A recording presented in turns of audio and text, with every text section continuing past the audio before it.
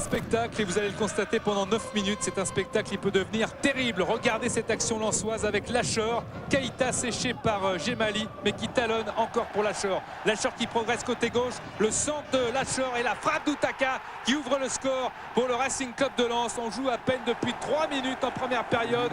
Et John Outaka inscrit son 8e but de la saison. Et quelle inspiration de Keita pour Lacheur. Un centre parfait de l'ancien champion de France avec Daniel Leclerc en 98. Outaka ouvre le score 1-0 pour des Lensois qui crucifient les Girondins de Bordeaux dès les premières secondes du match. Le coup d'envoi sur le but de Lensois par les Girondins de Bordeaux. Bordeaux qui veut réagir maintenant, qui reste sur 4 victoires consécutives avec Costa. Costa pour Darcheville, le lob de Darcheville, ça va rentrer. Et non, car Jacek Bak, le Polonais, est là pour sauver sur sa ligne et éviter le pire au Racing Club de Lens. Darcheville, c'est vrai, avait bien lu la trajectoire de ce ballon, mais il n'avait pas vu que Bak était là pour lui répondre et éloigner le danger. Toujours 1-0 pour Lens qui continue sur sa lancée justement avec Jabi. Morera. La progression de Morera, Sibierski arrêté pour Daniel Morera qui va défier Canera. Le crochet de Morera, attention à la frappe du gauche et c'est dedans. 2-0 pour le Racing Club de Lens, c'est le but de Daniel Morera, son 4e de la saison. Ulrich Kramé n'en croit pas ses yeux et la défense bordelaise est à terre avec cet échange somptueux. La technicité lensoise a parlé. 2-0. Superbe crochet de Morera pour éliminer Canera, l'international portugais. La frappe est limpide et ça rentre dans les cages d'Ulrich Kramé. Les soucis commencent pour Elibop. Mais attention quand même à la réaction d'orgueil d'Eduardo Costa, de Feindouno et des autres. Feindouno qui réagit, Feindouno qui progresse, poussé par Keita. C'est un coup franc sifflé par monsieur Duhamel. La faute de Keita est évidente, il balance le jeune Guinéen. Charlie Tange place son mur, mais il est très loin du ballon pour l'instant, il est revenu. Pas trop de danger donc, mais des trous de souris. Est-ce que Paoletta va pouvoir s'y glisser? Si c'est lui qui frappe, et c'est lui qui frappe, et c'est dedans.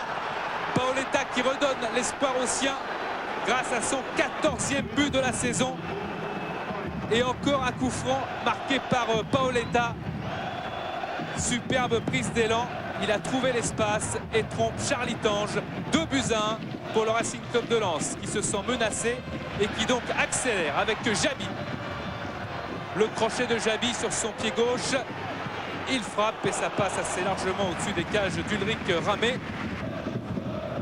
Bordeaux encore, mais mauvaise relance de Gemali. Avec Bak qui donne sur le côté Keita.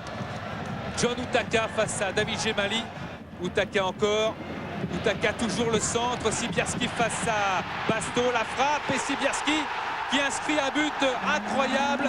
Incroyable parce que le collectif lensois est décidément très bien huilé ce soir. Pour Sibierski, c'est le 9e but inscrit cette saison et le 8e à domicile.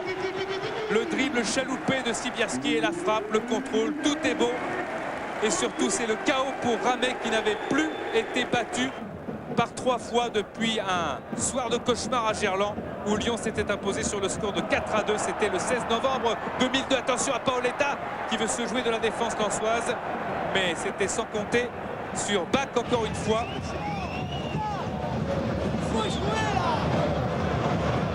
Joël Muller demande à ses hommes de continuer à jouer dans un match complètement fou.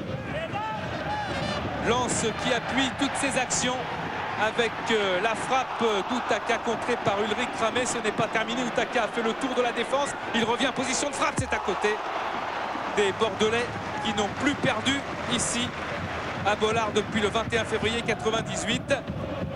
Ils sont tout près de plier avec Afanou. Keita qui a suivi. Keita encore. Seydou Keita qui porte le ballon. Le centre de Keita en retrait. La frappe, elle est contrée par Basto. Elle était signée Outaka. Toujours tout cela bien sûr en première période. Canera est fou après ses coéquipiers. Et Lens prouve qu'il a de la ressource et il continue à faire tout le spectacle avec cette frappe qui passe à côté encore de la cage d'Ulrich Kramé, le capitaine. Frappe de Jabi à côté de la cage donc d'Ulrich Kramé. Nicolas Sanoun est rentré à la place de Smertin, touché aux adducteurs. Corner pour les Girondins de Bordeaux avec Kittange qui repousse. Le contre avec Daniel Morera. Peut-être la balle du chaos. Morera, un 2 contre 2 à jouer. Morera toujours. Morera qui porte cette balle, qui sert Outaka. Outaka pour le centre contré. Encore une tentative d'Outaka. Morera pour le but et non, car Nicolas Sanoun est revenu au prix d'un gros sacrifice physique, sauver les siens. Et on repasse tout de suite de l'autre côté avec la deuxième période. Et ce but, oui, d'Afanou qui redonne, c'est vrai, l'espoir aux siens. Nicolas Sanoun qui aide Afanou à marquer son 4e but en Ligue 1. Et surtout, c'est le 8e but inscrit après un corner par les Girondins de Bordeaux. Terrible, une véritable machine à marquer sur coup de pied arrêté. Le coup franc de Paoletta, le corner maintenant de Savio et la rentrée de Tony Vérel. Salué par tout le public de Bollard, comme le futur Tony Gaulle, qui se rappelle de son passé aussi, où Tony Vérel a enflammé les foules ici au stade Félix Bollard, champion de France aussi en 98. Attention à Bordeaux, attention à Lens, et c'est contre Tony Vérel justement, mais c'est coupé la trajectoire de cette balle par Feindouno. Feindouno, le centre de Feindouno, la tête de Paoletta et le réflexe d'Ittange magnifique. La déception pour Paoletta, qui c'est vrai a marqué tout à l'heure, mais qui reste sur ce match contre Marseille où il a raté un penalty arrêté par Rougneux. Morera. Morera toujours. Morera avec Tony Vérel. Le crochet de Vérel, la frappe et la claquette d'Ulrich Ramé pour éloigner le danger. Lens gâche des occasions.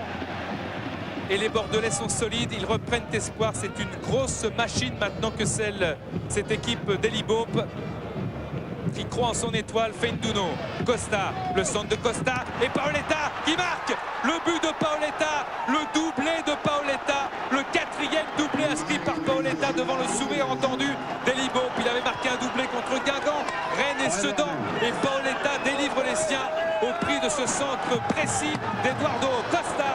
Paoletta qui marque son 15e but de la saison. Magnifique but de Paoletta, plein d'opportunisme.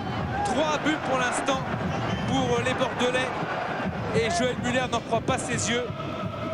Avec Lens qui tente encore une fois une incursion, mais Yoann Lachor est séché par Gemali. Attention, David Gemali a été déjà averti en première période. Il récoltera un 2e carton jaune synonyme de rouge. C'est le 4e carton rouge enduré par Gemali cette saison. Record égalé.